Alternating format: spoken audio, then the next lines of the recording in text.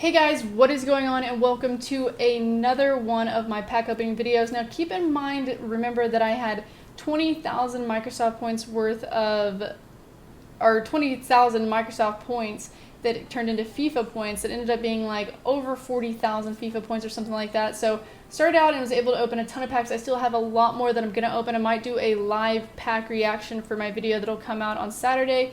But I kind of have little topics that go with these because I shortened them to a point where I sped it up where you could see a lot of the pack openings happen, and then you get to see at least one good card in each one. And the little thing that I want to talk about, at least coming into this video, it's probably now like Thursday or so. I'm in England. I'm probably at Eurogamer having a good time. And something I came to find out after playing, I had a really bad day the Friday that it came out, at least for the early release. And obviously because there were some bugs and glitches and some stuff was going on. But when it came to dealing with the actual game, I kind of took it poorly, and I was really terrible with my Brazilian team. I said bad things about them. I wasn't even really losing. There were just parts of the game that did not make sense to me, and they still don't make sense to me to this moment. I'm going to go into kind of what I would say have been with Ultimate Team, my ideas of what are pros and cons on Ultimate Team so far. And so I've noticed on Ultimate Team, for those who are totally against the sweaty player, which it can still happen. People say it's not about sweat in this game, but it still happens because there's a lot of crazy acceleration that happens, especially if you get after you do an over-the-top through ball. It's ridiculous. Like, the player will be all the way back here, the attacking player, and they will completely sprint up and just outrun the defender. Like, there's nothing there. You get really lucky though, because a lot of times I mess it up, at least. Maybe not for other people, but I mess it up and I don't actually score the goal. I've started to do the finesse shot though, and this is something that's now making me love FIFA 14, is the finesse shot is completely overpowered. And some people might be against this. I know a lot of people thought that they were going to change it, and on the actual hard disk it was going to be changed. I don't think y'all have gotten the game in England by the time this has come out. It has not changed.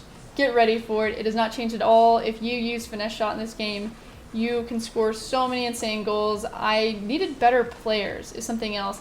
I was playing with a Brazilian squad, and I did have 100 chem, but they were not the best Brazilians, at least that I could have had. I could have obviously done a little bit more.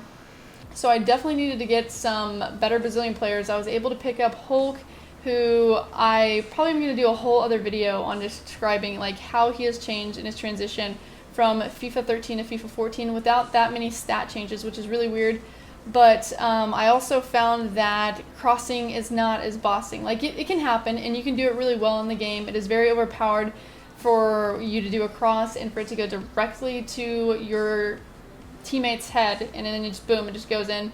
The keepers, I think, are a huge situation in the game. I did end up getting a better keeper in Julio Cesar compared to Gomez, who Gomez was complete garbage. So that's probably one of the biggest reasons I was having such a bad time that night. So he was just batting balls down and just doing stupid things. So with picking up the new keeper and having a little bit better stats with that, I think that did really help my game as well. And on top of that, I think I just slowed it down. You really have to in FIFA 14. It's going to be frustrating at first. You're going to think of it as Ultimate Team is feeling a little bit like head-to-head. I don't like the rotation of the players.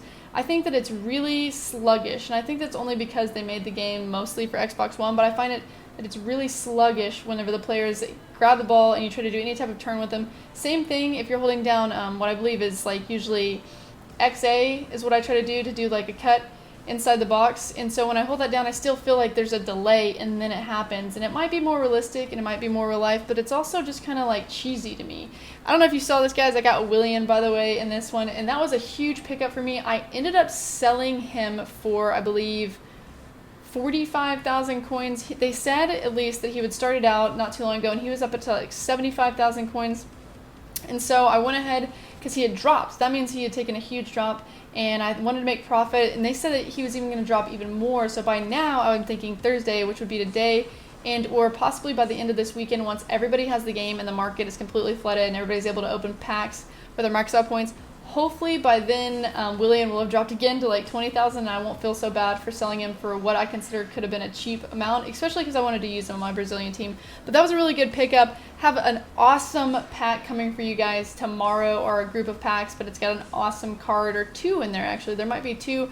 Anyway, I hope you enjoyed this video though, guys. Don't think that I'm bitching and complaining about FIFA 14. It's still a lot that I got to get used to, and I'm really excited about it. I have had fun, and I have been winning, believe it or not. Anyway, thanks for watching this video though, guys. If you did like it, don't forget to hit that thumbs up button, and until next time, get Bang Bang Nerds.